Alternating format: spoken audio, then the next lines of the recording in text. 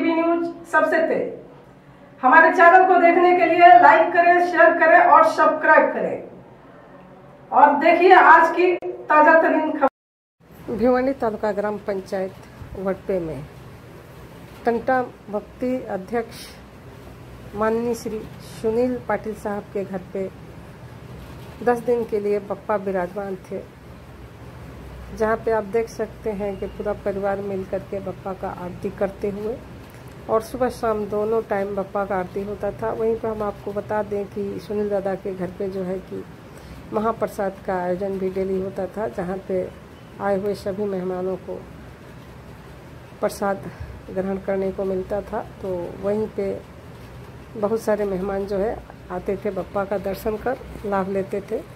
तो चलिए दिखा रहे हैं वहाँ का आरती का कुछ दृश्य।